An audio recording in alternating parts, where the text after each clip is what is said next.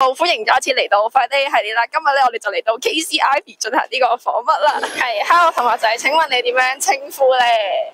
我叫 Forest。咁你介唔介意透露下你依家喺 KC Ivy 讀緊邊一科咧？我讀緊應用營養學。哇，應用營養學咁應該係一科幾深嘅學科嚟。好複雜係。好複雜。咁你係讀 High Diploma 嘅？係啊。High Diploma。咁你介唔介意透露下你 GPA 大概個 range 係幾多2.5以上係。哇，其實2.5以上都已經係好難，因為你讀緊嘅算係醫科，即係所有嘅名詞都係好英文嘅。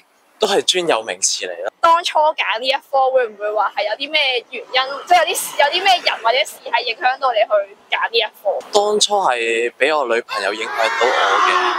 好 romantic。嗰陣時候我見到呢一科嘅出路都好多，真係可以做食物安全啊、食環署啊，同埋即係營養師嗰方面都得，所以我哋揀呢科咯係。兩位想問點樣稱呼你哋咧？可以？係我叫 Lucas 啊，你咧？叫 Ken 啊。阿 Ken 同埋 Lucas 咁樣，咁會唔會介意透露下你哋依家係讀緊邊一科咧 Health and Life Science 係咯。都係 High Diploma 嚟嘅。係啊。哦好，因為我係喺呢度。反貼啊 ，sorry。話有啲乜嘢人或者事令到你哋係讀呢一科？即係當初啱啱有個人分享話係因為女朋友嘅影響。出路好啲啊。出路會好啲。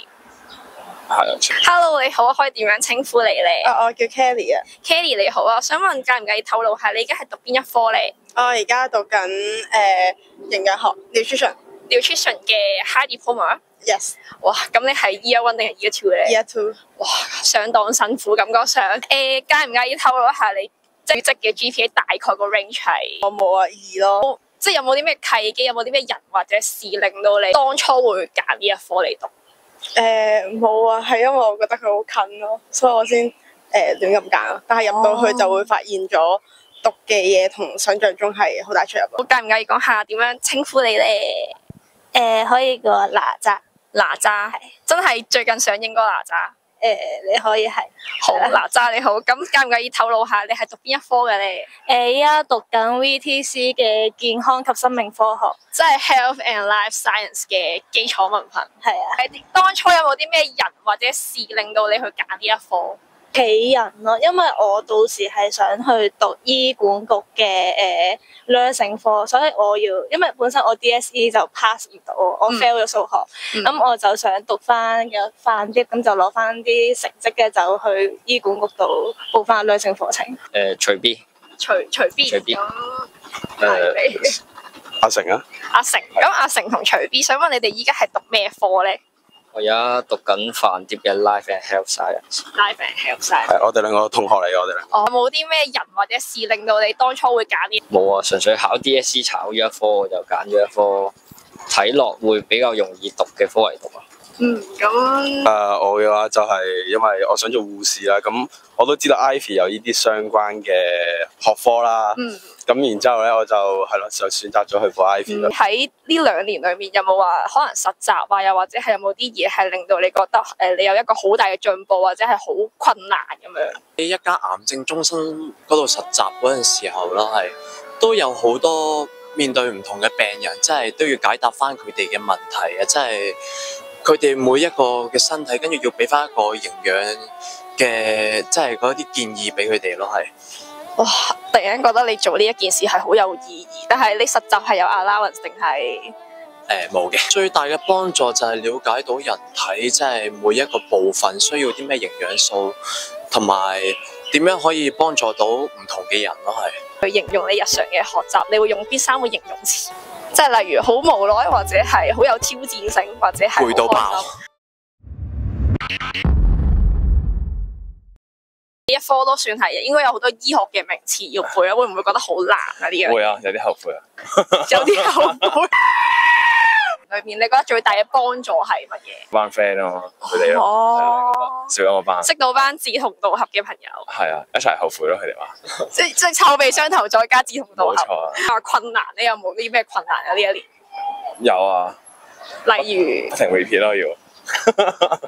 衰咗係一科3次，然之後交咗3000蚊一科，9000蚊先至合格咯嗰科。我哋應該勁過你班 friend。我哋應該唔止9000蚊㗎。我哋應該唔止9000蚊。去形容一下你哋日常嘅學習。唔中意温書，唔中意温考試嘅。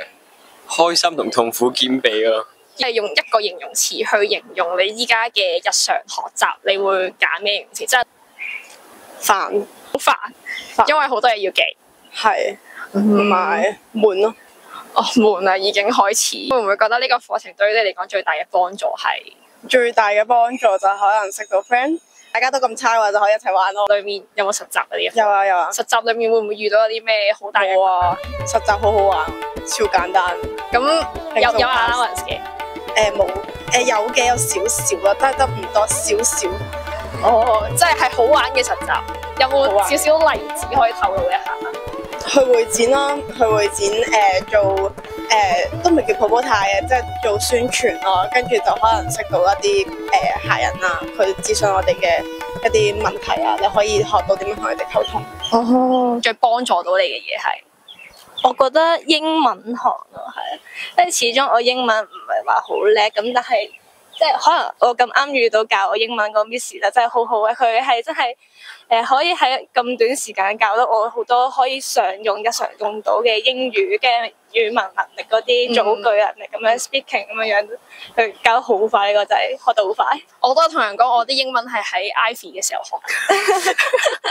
你係咪都係一個禮拜有4堂英文，每堂3個鐘？哦，依家呢個成係。但如果用1至3個形容詞去形容你依家嘅學習狀態，你會係用啲咩形容詞咧？輕鬆，係咪咁講？輕鬆，咁開心。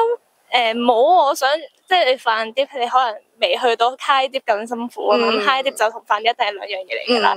咁而家我哋好似都係過翻平時中學咁樣讀下書咁樣一齊玩下，體育堂有啲 group 啊嗰啲嘢玩下咁樣，係啦，都幾開心喺度。你體育堂記得係嗰張證啊，可以申請康文署下嗰個。有申請㗎。記得申請啊，千祈唔好蝕俾佢。可以令到我知道可能人體啊，關於細胞嘅嘢啦，或者知道更加多化學嘅嘢咯。咁我嘅話，我都係大概係呢啲啦。最主要都係想讀 bio 咯，係因為中學讀唔到，咁彌補翻個遺憾啊。哦，會有一個好大嘅挑戰，即係例如可能要讀好多專有名詞啊咁樣。有啊，就係之前我嘅中學係用中文讀㗎啦，中文讀 bio 嘅，咁而家轉過嚟英文讀，好似全部題目都睇得明，但係唔識點答咯。都係啦，最主要都係英文單詞啊，都係我自己。雖然冇讀過 bio 啊，但係我自己可能都會睇下相關嘅嘢咯，即係相關 IG 可能見到睇下咯。以3個形容詞嚟形容你哋依家嘅學習嘅狀態，你會點樣形容？開心嘅唔係因為讀咗呢一科，而係因為讀呢一科嘅人咯，因為遇到一班志同道合嘅 friend。算唔算係臭味相投添？算，一定係。咁你咧？我都係開心啦，開心為主啦。即係最主要都係因為識到大家。你覺得你畢咗業之後，你係會繼續選擇升學啊，定係會直接出嚟做嘢？會繼續升學嘅係。有冇話係邊一方面嘅學科或者邊一間學校你會想？揀食品科技同營養係。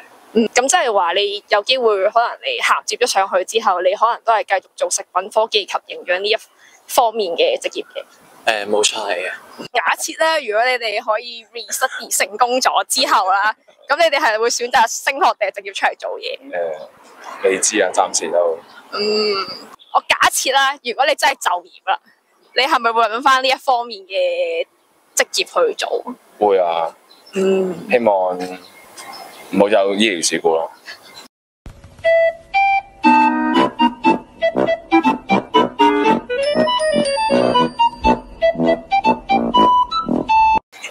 咁你咧？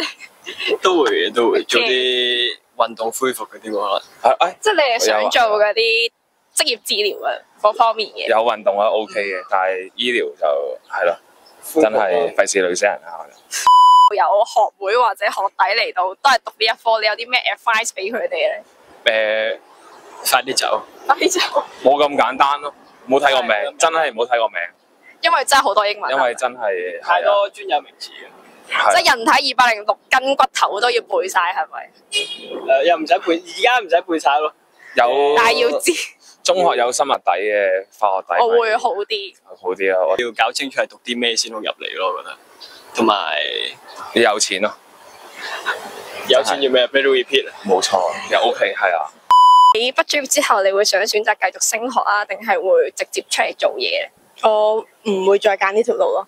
哦，咁會唔會方便透露一下？你可能會係想我係想出去再讀美容嘅，係啦、只不過係因為覺得美容同營養係有得掛鈎嘅，咁就去學多一樣嘢咁樣咯。哦，即係可以調理下身體之餘，然之後你個樣仲可以更加係啦，即係雙純粹係管齊下。想學下嘢，但係冇諗過係咁難嘅時候，咁就比較辛苦咯。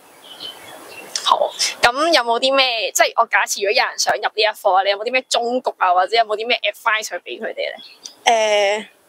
肯讀就得噶啦，肯讀就會合格噶啦。我假設咧，你可能辦 diploma 畢業之後咧，咁你係會想即係繼續去升學啊，定係直接出嚟做嘢？繼續升學，就係同你啱啱講嘅職業導向相關嘅學科係啦，都係。好啦，學弟或者學妹想入嚟呢科，你有冇啲咩 advice 可以俾佢哋，或者忠告？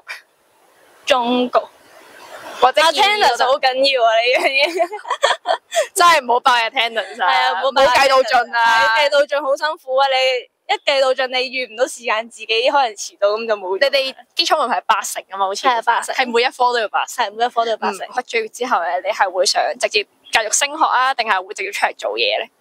我應該會選擇繼續升學嘅。我都係會選擇繼續升學嘅。咁都係會同呢一科相關嘅。係啊。假設升完學之後，咁你係諗住大概係做乜嘢方面嘅工作咧？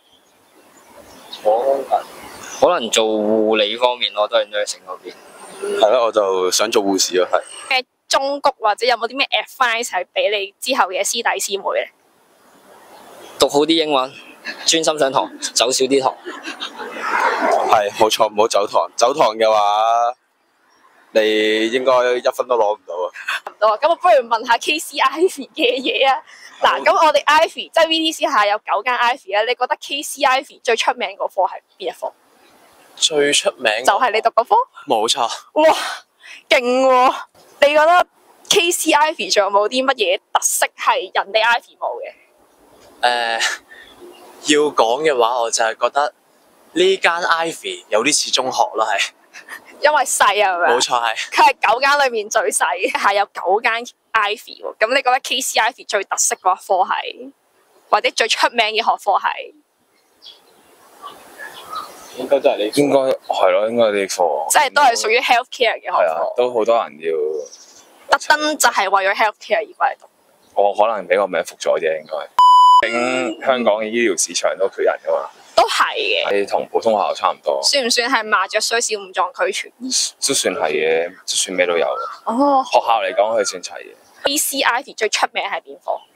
最出名嘅科讀醫咯，我哋都係讀健康為主咯。KC Ivy 有冇啲乜嘢係百佳 Ivy 係冇？